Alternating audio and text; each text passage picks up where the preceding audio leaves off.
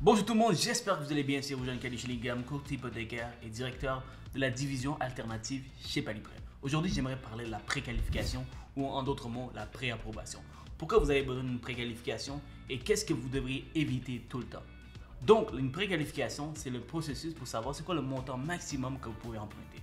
Avant de regarder des maisons, avant de magasiner, avant de faire des offres, des visites, la première chose que vous devriez faire, c'est de consulter un courtier hypothécaire ou aller directement dans une banque pour savoir c'est quoi le maximum que vous pouvez emprunter. Comment ça fonctionne une préqualification? Qu'est-ce que les banques vont regarder? C'est simple. On va regarder vos revenus, on va regarder vos dettes, on va regarder votre bureau de crédit pour savoir, selon vos ratios d'endettement, combien on peut aller chercher comme montant hypothécaire. Une bonne préqualification, c'est non seulement regarder c'est quoi le maximum que vous pouvez emprunter, mais aussi savoir c'est quoi votre budget, c'est quoi le maximum que vous pouvez atteindre.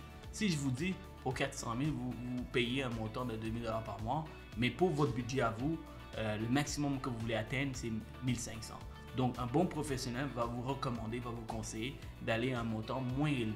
Donc, choisir un bon professionnel est super important dans le processus. Et maintenant, qu'est-ce qu'il faut éviter lors d'une préqualification? Qu'est-ce qu'il faut éviter, guys? C'est un professionnel qui fait la job à moitié. C'est-à-dire, il demande 2-3 documents, un talon de paye, vos pièces d'identité, il ne demande rien d'autre. Il vous dit, OK, pour ta situation, tu qualifies pour 400 000, il vous fournit l'aide de préqualification. Ça, c'est la chose à ne pas faire. S'il vous plaît, guys, c'est un perte de temps si vous faites ça, car une préqualification, ça demande minimum à 30 à 45 minutes d'étude dans votre dossier. Pourquoi? Parce que chaque personne est différente. Chaque personne a des situations différentes. Il peut avoir des commissions, il peut avoir un revenu supplémentaire qu'il gagne. Et si on ne considère pas tous ces montants, on vous donne une préqualification seulement avec un talon de paye, ben, les choses peuvent changer. Imaginez si vous allez en visite avec la préqualification que vous avez obtenue avec 2-3 documents. Vous faites des visites et dans un marché actuel, vous savez à quel point c'est difficile de gagner des offres. Votre courtier immobilier vous fait confiance, il fait des visites, vous visitez des dizaines de places, vous déposez une dizaine d'offres et finalement vous avez réussi à avoir une offre d'achat acceptée. Vous êtes super content et là vous retournez voir cette professionnelle ou cette banque et là la banque demande toute la documentation. Oh shit, not good. Et maintenant avec la documentation fournie, ils aperçoivent que votre maximum c'est 380 000 et non 400 000. Mais vous avez déposé une offre à 400 000 pour gagner. Ça va vous faire tellement de la peine de savoir que vous ne qualifiez pas parce que la job n'a pas été faite au début. C'est super important de travailler avec un professionnel qui fait la job au complet, qui demande toute la documentation, qui n'a pas peur de vous demander tout. Parce que certains professionnels, qu'est-ce qu'ils vont faire? Certaines banques aussi, qu'est-ce qu'ils vont faire? Ils vont vous demander 2-3 documents pour simplement faciliter le travail et vous accrocher. Malheureusement, c'est pas comme ça que ça fonctionne.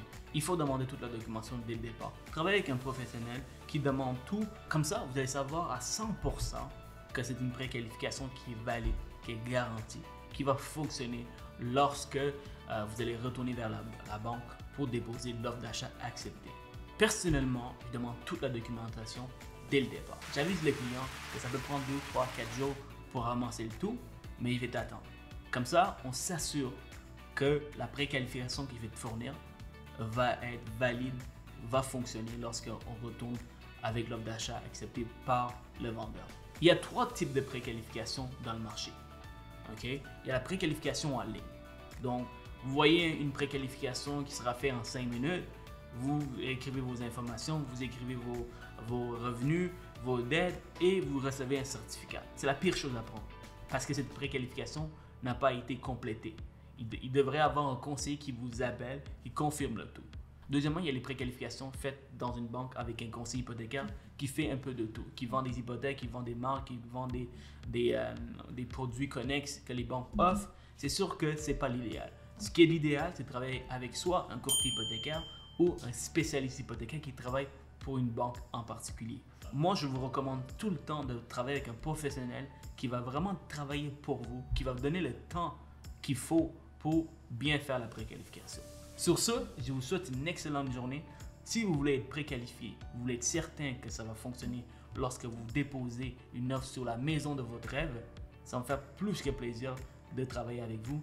Mon équipe va prendre soin de vous.